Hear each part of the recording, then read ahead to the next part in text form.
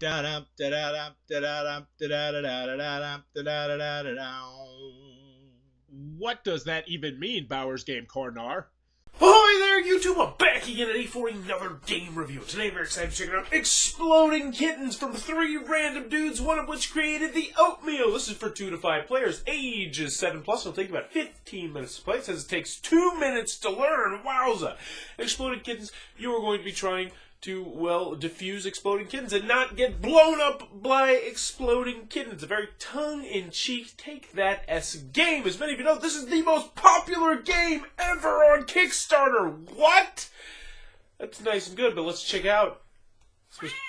Let's check it out and see if it's good.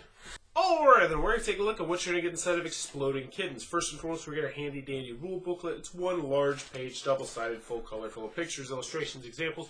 Very well done. It'll have you up and running in no time at all. It's a very simple game, so I can probably teach it to you in about a minute or two, which is what they tout on the box. Now, I do want to give a shout-out to the box itself. It's got the nice little magnet tuck right there, and when you open it, it meows. So very cool, very unnecessary. I do believe that's a Kickstarter exclusive or the first edition exclusive or something like that. So in the future, it might not have that.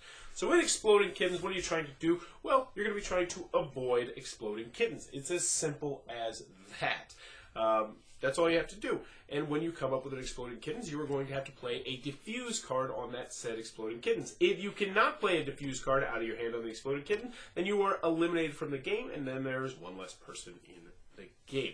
There's also some other cards that will attack people, block people from taking specific actions, potentially steal cards from you, do all sorts of stuff like that, but we'll go over the cards. We'll go a little bit over the cards, and we'll show you how the gameplay works. So let's go over some of the cards. We got the attack right here, and as you can see, it has very distinctive oatmeal-inspired artwork. So this is the deploy the 1,000-year back hair. This one's awaken the Barodactyl. And they all are going to do the same thing for the most part. You're going to end your turn without drawing a card, force the next player to take two turns. So they're going to have to draw 2 cards, which means they're going to increase their chance of getting an exploding kitten. You get these cards, which are really good, called the Nope cards, which means you can block other people's actions. Pretty much everything except for diffusing actions. And all the information is pretty much written on the card down here, which is very, very useful as well. You can also play a Nope on another Nope, which means you got a Yup, and some people have fun saying that. So the most important cards, the ones you really want to have, are the diffuse cards. And they're all different and unique, which is good. And these are just going to have a cute little kitten on it, because cute little kittens diffuse exploding kittens for some reason. So when you first start up the game, you are going to have one less exploding kitten card than you have players in the game. And you'll be sure to take out the ones you don't need. And then each player is going to get a diffuse card. They'll look something like that. Then you're also going to get 4 other cards. That's not one of them. And there you go. And boom, you're ready to start the game. Now, we were lucky enough because we drew another diffuse card, because you can't potentially have more than 1 diffuse card in your hand, so we already have a good start.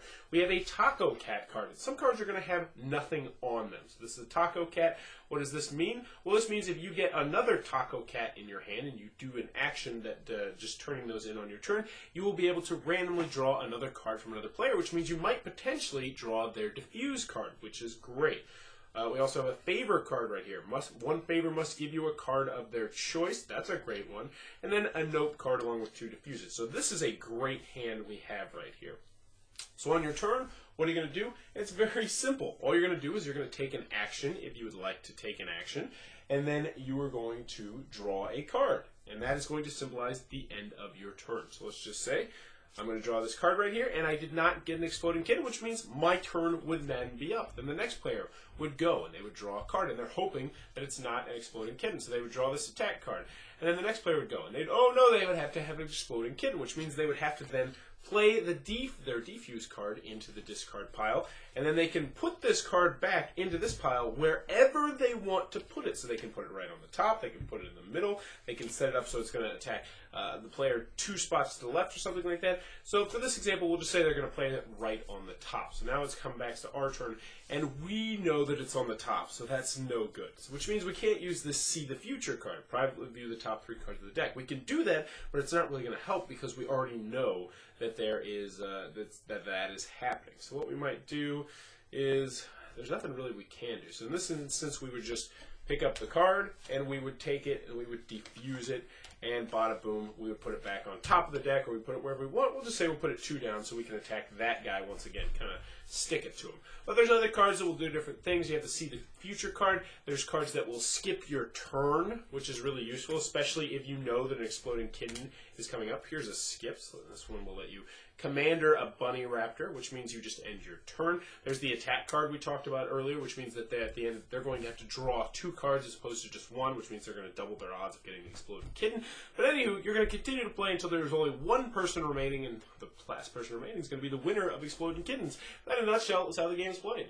Alrighty then, Exploding Kittens from those 3 random dudes. What are my final thoughts? Let's go to the pros, let's go to the cons. First, on the con side, the game's not going to be for everybody for a couple of different reasons. First and foremost, this is an extremely light game. There's not much strategy here. There's not many cards here, and that's going to be a turnoff to some people. Also, it has the feel of a party game, despite the fact it's not a party game. It only goes up to 5 players, which I wouldn't want to play it at the higher player count because it is player elimination, but at the same time, it feels more like a party game. And what I'm trying to say here is I didn't really like it 2 or 3 players that much. I thought it hit its stride at 4 and 5 players.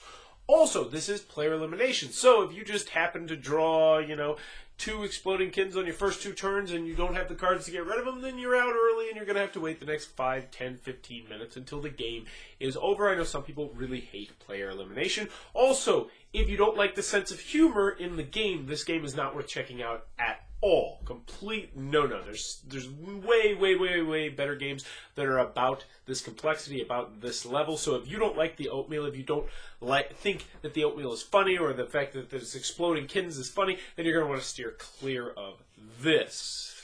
That's what I got. Moving on to the pros, Exploding Kittens isn't a bad game. This was the most popular Kickstarter game of all time, so I was very excited to check this one out because this could potentially steer a lot of people away from the hobby or bring them in, and I'm glad to say that I think it is going to bring people into the hobby, at least as a gateway game. This is the lightest gateway game you're going to get. It says it plays in about 2 minutes, or teaches in about 2 minutes. I'd say that's even long. If you teach games, you can probably teach this in about 30 seconds.